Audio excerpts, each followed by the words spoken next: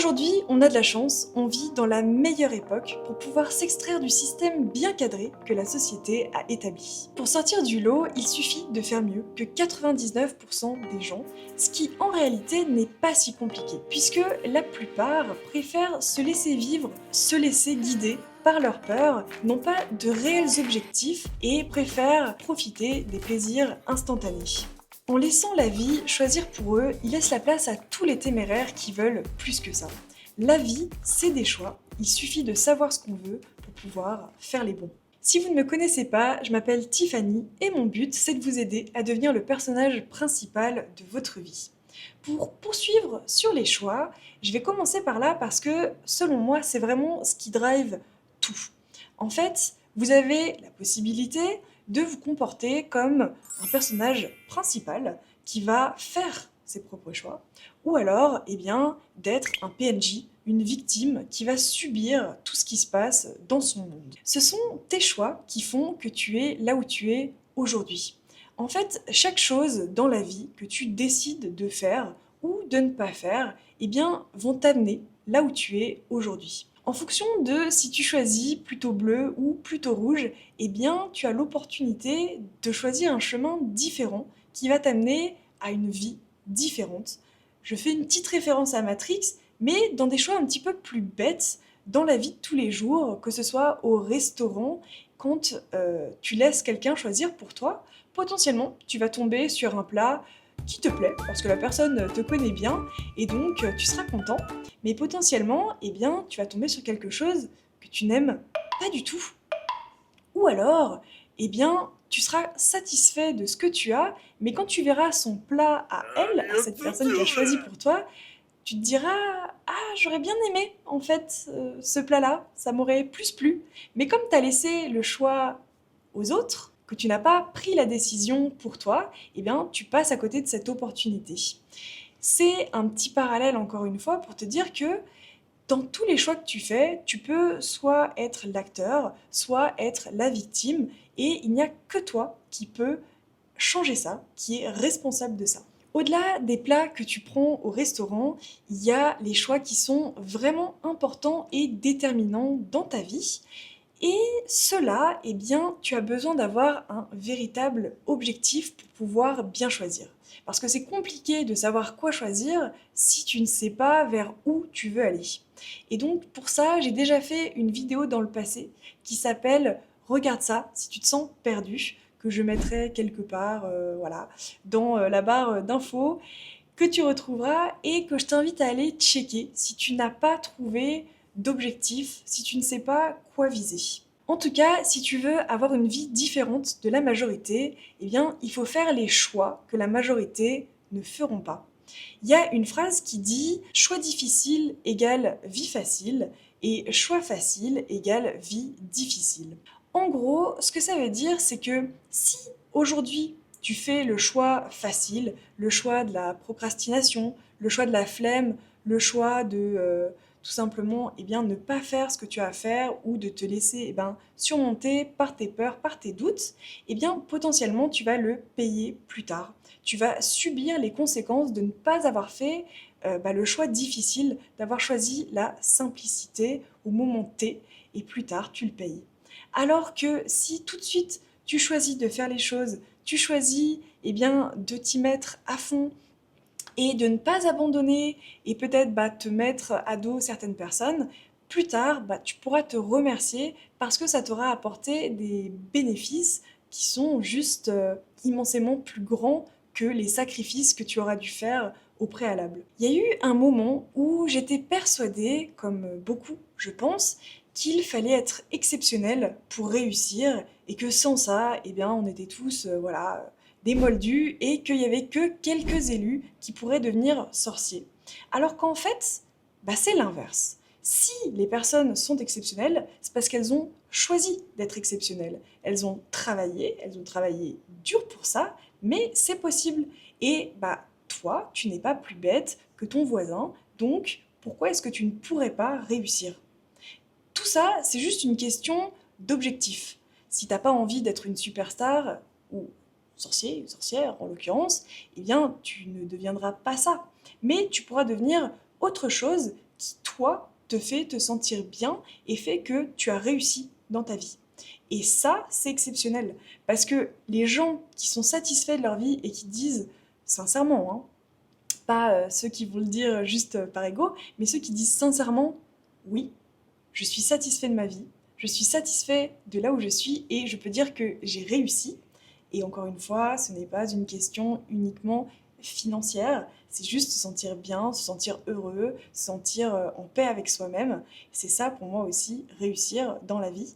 Eh bien, les gens qui disent ça, c'est parce qu'ils ont choisi d'être alignés avec eux-mêmes, d'être alignés avec leurs valeurs. Et c'est pour ça que j'insiste autant sur ce point, c'est que les choix définissent entièrement ta vie. C'est uniquement parce qu'ils ont choisi leur voie, c'est parce qu'ils ont fait les choix difficiles qu'aujourd'hui, ces personnes font partie du 1%. Maintenant, j'aimerais aborder le deuxième grand sujet qui est d'accepter qui tu es et travailler sur toi. C'est quelque chose dont je parle régulièrement, c'est un sujet récurrent et je pense qu'il vaut mieux que je le répète trop plutôt que pas assez parce que c'est vraiment important. Il y a quelque chose qu'on oublie, c'est que notre passé ne nous définit pas. C'est pas parce que on a été un petit peu pénible à l'école ou parce qu'on a fait certaines choses qu'aujourd'hui, eh bien, on est toutes ces choses.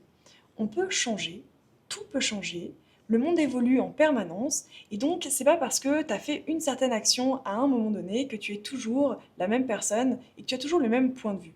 Même en principe, il y a des souvenirs, il y a des choses où on se dit ah purée, ça j'aurais pas dû le faire. Et si aujourd'hui tu réussis à te dire ça, c'est parce que tu as pris conscience, tu as pris du recul et qu'aujourd'hui tu ne t'affilies plus à cette personne et que tu ne comprends pas comment tu as pu faire ça. Parce qu'à ce moment-là, tu étais quelqu'un d'autre.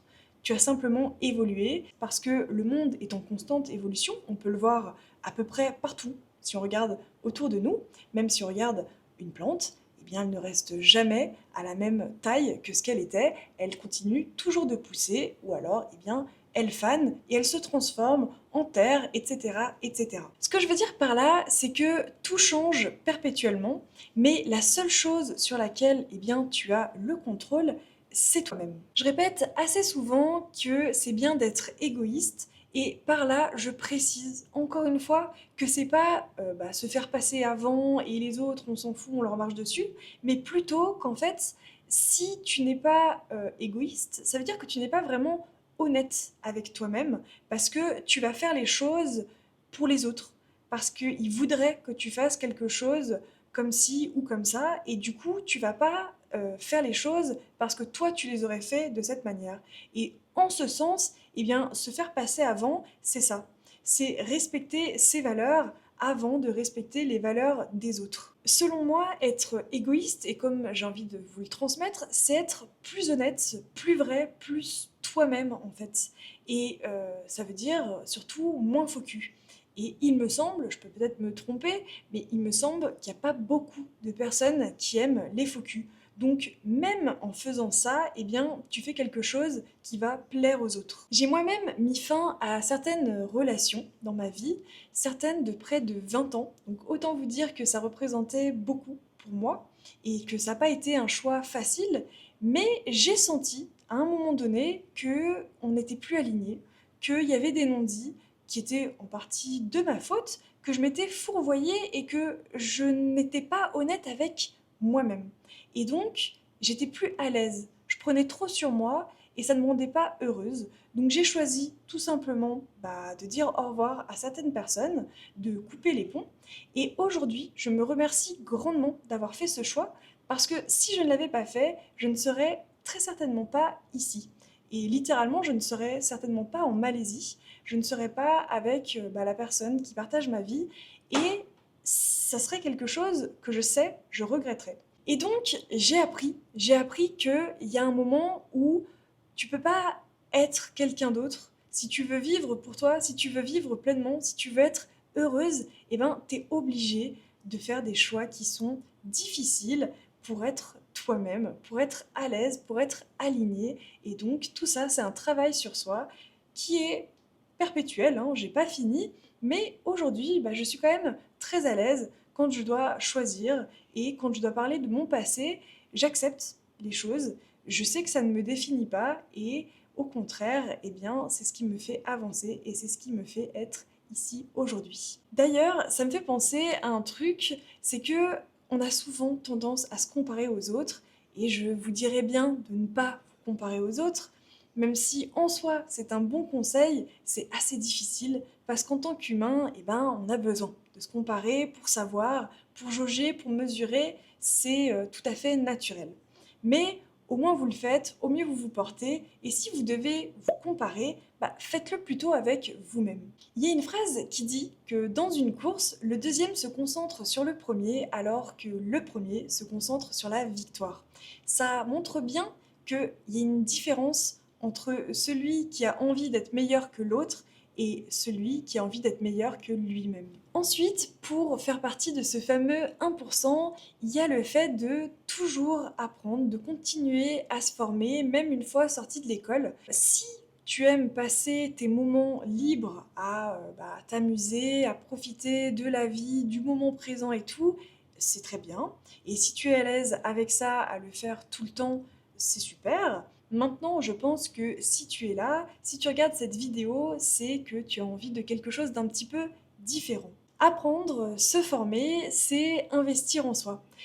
Plus tu vas gagner en compétences, plus tu vas t'enrichir et donc tu pourras potentiellement changer de vie, changer de carrière si c'est ton souhait et en fait être plus en accord avec toi-même. Il y a aussi une notion d'accomplissement qui est assez forte, particulièrement là parce que c'est l'été et que la plupart des gens se mettent un petit peu au ralenti et ne vont pas spécialement chercher à faire des efforts. Alors que si toi, tu arrives à la rentrée et que tu es assez fier de toi, parce que tu as appris à jardiner, tu as appris à dessiner, tu t'es formé sur le développement personnel, tu t'es formé sur, j'en sais rien, une langue étrangère, peu importe, il y a ce sentiment d'accomplissement. Et en plus de ça, tu vas imposer le respect parce que les autres en auront sûrement profité pour faire bronzette à la piscine, pour se détendre avec un petit cocktail, ce qui est très bien, encore une fois, mais tu ne seras pas sorti du lot, tu n'auras pas été dans les 1% des gens qui ne font pas comme tout le monde.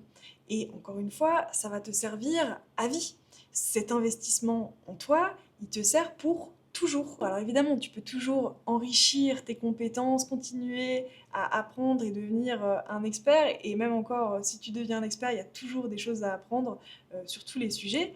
Mais en tout cas, eh ben, tu auras quelque chose, un asset de plus. Il y a quelque chose que je trouve assez incohérent chez les Français particulièrement, c'est l'apprentissage, la formation, quand c'est à distance particulièrement, c'est assez mal vu. C'est quelque chose, je sais pas, qui est vu comme mystique où tout le monde est un charlatan et si on te demande 1 000 € pour une formation, on veut forcément t'escroquer. Par contre, payer une école privée 10 000 € l'année, et ça c'est sans compter tous les frais que tu vas devoir avancer pour te loger si tu n'habites pas dans la grande ville, les transports, les courses, etc. Ça c'est normal. Ça c'est tout à fait ok qu'une école ait besoin que tu leur donnes 10 000 € pour que tu puisses poser tes petites fesses sur une chaise qui est même pas confortable. Oui, il y a des charlatans sur Internet, mais il y en a aussi en physique. Et je trouve ça assez fou à quel point, dès que le mot formation ressort, où que ce soit, c'est toujours assez négatif, mal vu et forcément un truc un peu obscur. Alors qu'une école privée, ça passe très bien, limite, on a envie d'y aller, on a envie de se retrouver sur les bancs de l'école, ça passe bien, ça fait bien. Et au-delà de ça, la plupart des gens, ce qu'ils oublient, c'est que pour te former, t'es même pas obligé de payer. Aujourd'hui, avec Internet, on a vraiment tout qui nous est servi sur un plateau d'argent.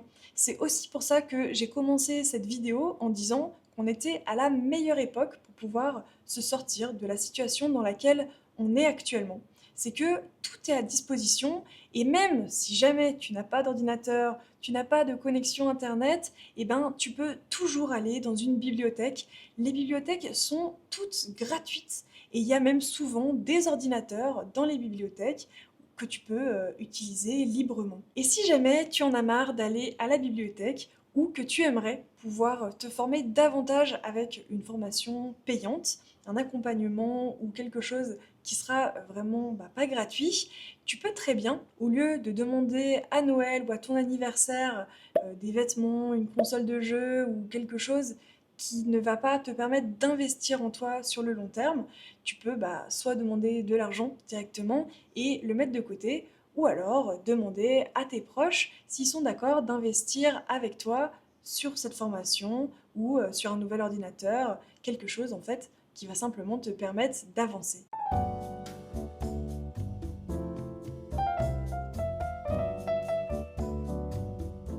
Pour finir, je dirais que la chose la plus importante qui va te permettre de t'extraire de ta situation, de t'extraire de la masse et d'arriver dans le top 1%, eh bien, c'est tout simplement de passer à l'action. Je pense sincèrement qu'il vaut mieux foncer tête baissée sans réfléchir plutôt qu'à l'inverse, trop réfléchir et ne jamais passer à l'action. De devoir prévoir tous ces scénarios, ça va te demander un temps énorme et en plus de ça, tu ne vas jamais acquérir d'expérience alors que si tu y vas sans avoir prévu quoi que ce soit, peut-être que tu ne seras pas organisé, peut-être que tu risques de faire des erreurs, mais au moins tu vas acquérir du feedback, ce qui fait que tu pourras ajuster et tu vas apprendre comme ça, alors que dans l'autre, tu ne vas pas apprendre, tu vas juste faire que prévoir des scénarios sans savoir si ça se passerait réellement comme ça ou non. Je suis récemment allée voir Vice Versa 2 et déjà je recommande à tout le monde d'aller le voir parce que c'est un film extrêmement intéressant et extrêmement bien construit. La façon dont ils ont illustré les émotions, c'est très intéressant. Donc tout d'abord, je vous recommande d'aller le voir et sans spoiler, il y a cette partie réflexion, un petit peu anxiété, où à vouloir trop prévoir, il y a un moment donné où ça nous rend fou et ça nous bloque. Alors que si simplement on se laisse aller et on arrête de trop réfléchir, on met ses doutes de côté et les choses se passent beaucoup plus facilement. Il y a une phrase que j'aime bien qui est fait, c'est mieux que parfait. Je crois qu'elle illustre parfaitement ce que je viens de vous dire. Vous l'aurez sûrement remarqué, mais tous les grands points que j'ai cités aujourd'hui sont liés entre eux et on ne peut pas les prendre indépendamment les uns des autres. J'ai essayé de les synthétiser un à un pour que ça rende la chose digeste et j'espère que c'est réussi. Mais effectivement, c'est vraiment quelque chose à prendre dans son ensemble et peut-être que je me répète régulièrement, mais je suis sincèrement convaincue que plus on le répète, plus on le rabâche, plus on comprend et on a des aspects différents qu'on n'avait peut-être pas compris la fois précédente qui vont se révéler à nous. Pour récapituler, si tu veux faire partie du 1%, il vaut mieux choisir que de subir sa vie. Il faut t'accepter, travailler sur toi, continuer d'apprendre pour devenir meilleur et enfin passer à l'action. Merci de m'avoir écouté. On se retrouve dimanche pour un prochain rendez-vous. D'ici là, que la force soit avec toi. Bye!